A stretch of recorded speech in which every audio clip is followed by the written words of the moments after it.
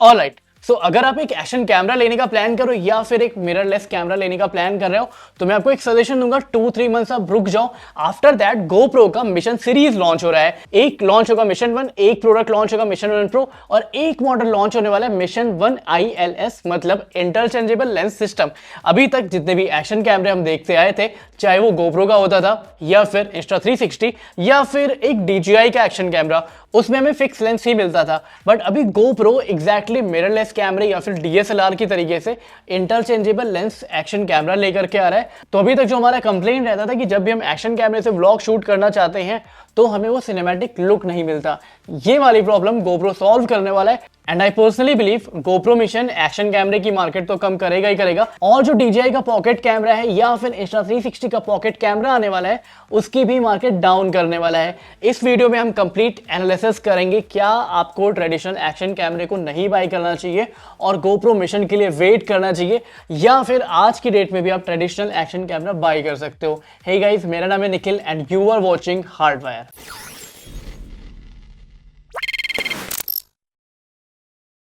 But do we actually need GoPro mission?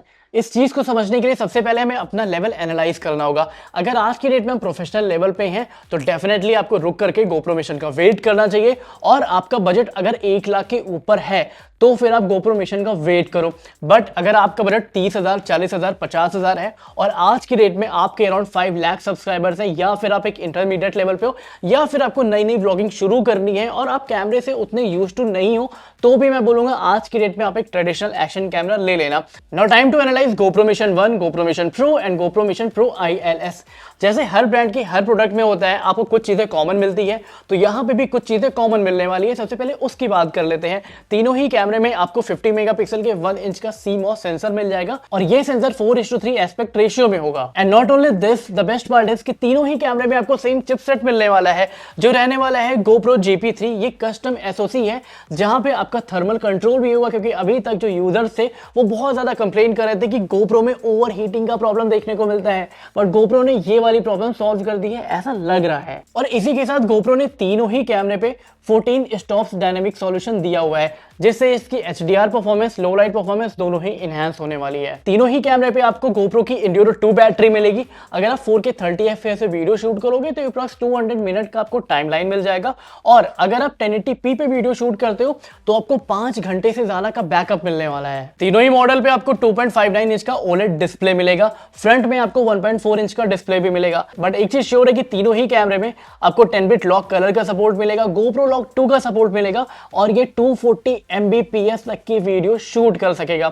ये तो थी कॉमन चीजें, बट तीनों ही कैमरे में कुछ मेजर डिफरेंसेस भी हैं। अब बात कर लेते हैं तीनों प्रोडक्ट में मेजर डिफरेंसेस क्या है। पहली चीज, प्रो सीरीज में आपको 8K 60 FPS का सपोर्ट मिलने वाला है, स्लो मोशन मिलने वाला है, फुल HD और 4K दोनों पे।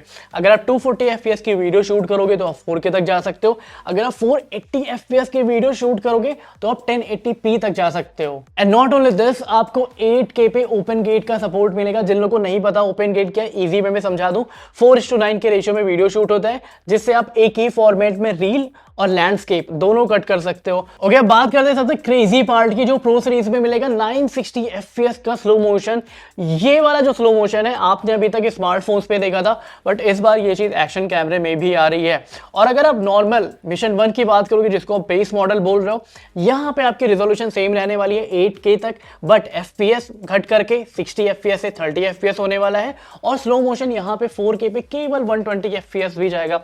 बट मेरे हिसाब से as a normal user open gate पे 4K 120 FPS या फिर 4K 30 FPS more than enough रहने वाला है। Okay, now let's talk about the most interesting chapter, जो है इसका इंटरचेंजेबल लेंस सिस्टम।